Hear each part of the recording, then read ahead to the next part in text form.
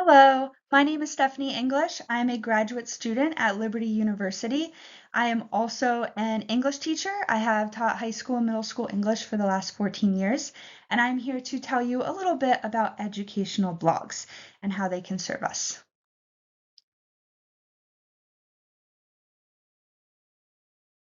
So, why delve into educational blogs? For one, it can encourage reflective thinking, which we know being able to reflect on our teaching practices makes us better teachers. It also gives you an opportunity to engage with a learning community so you can learn from other educators and learn from their best practices. It helps you to learn new practices, to acquire new knowledge, and it helps you to gain new perspectives that will ultimately strengthen your teaching.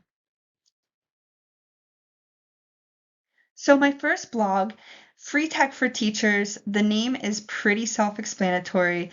It is a blog that focuses primarily on educational technology, what tech is out there, how you can use it in your teaching, and the resources are meant to be free.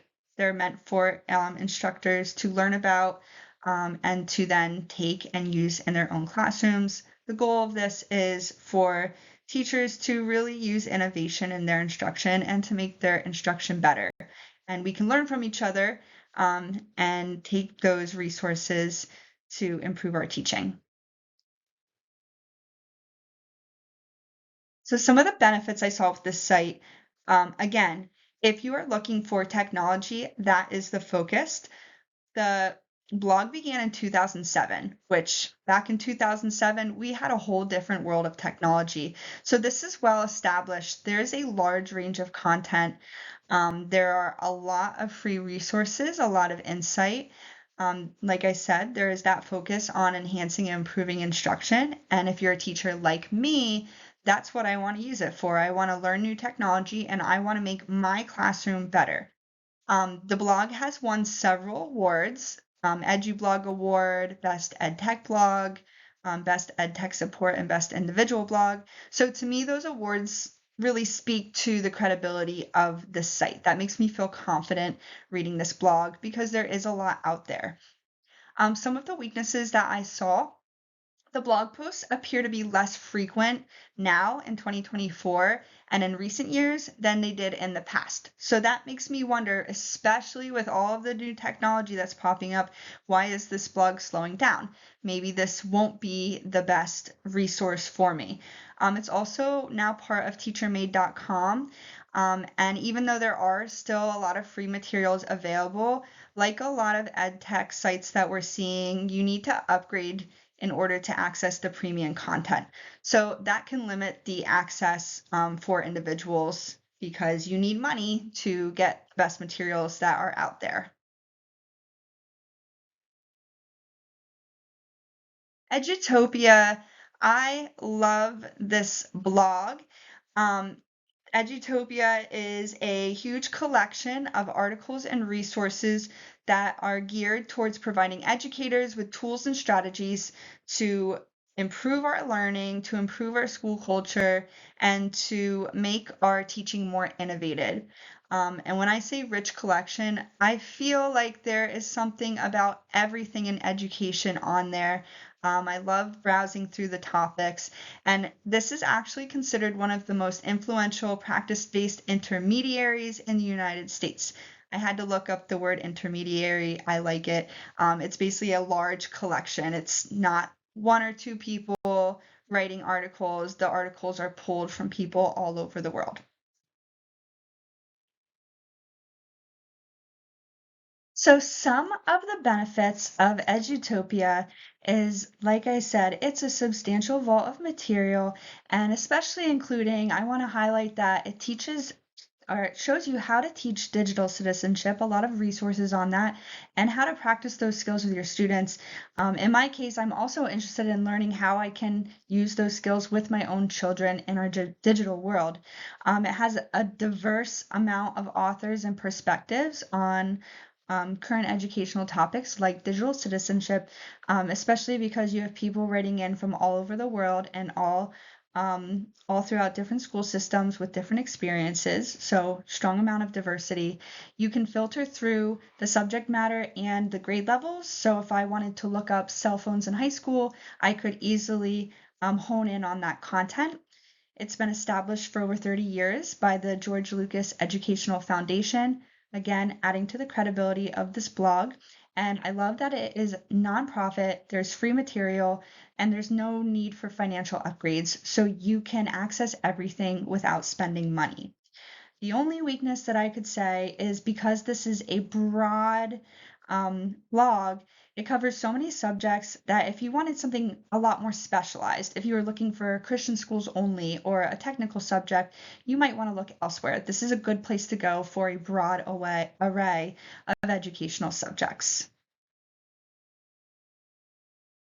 And the last blog that I would like to share with you, um, I felt that this blog is more something that I would actually read and engage with on my own for fun, as opposed to I would use Edutopia or the free tech for teachers more for graduate school or if my administration told me I had to do it. I found this to be a very entertaining and engaging blog.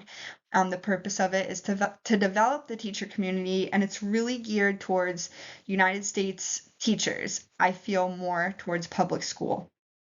It's to give us resources to help us become better teachers.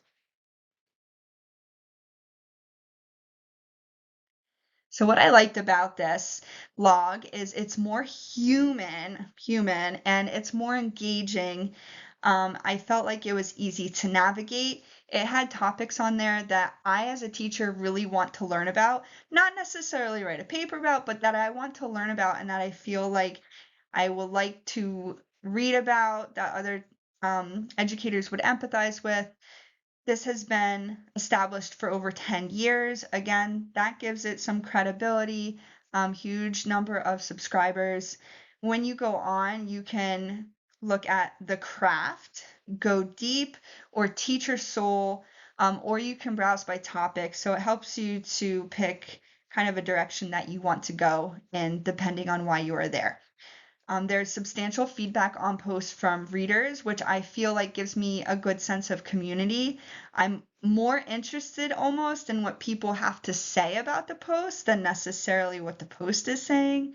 Um, and also on the website, there is not just a blog, but you can subscribe to their newsletter.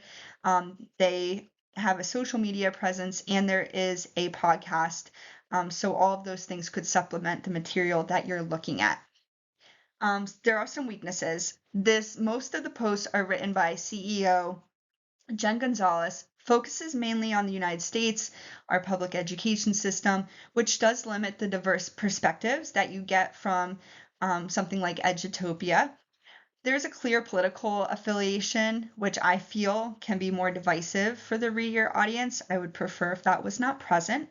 There is some questionable language, so if that bothers you, this would not be the best blog.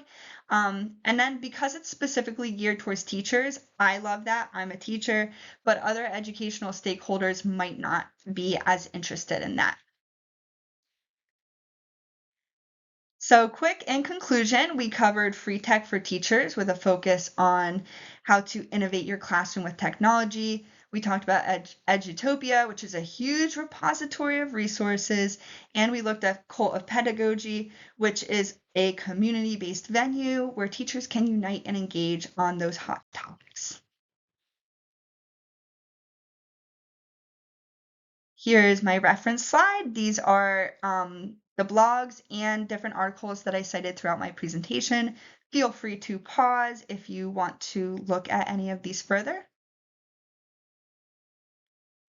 And I just want to say thank you for listening to my presentation. I hope you found my blog reviews helpful and have a wonderful day.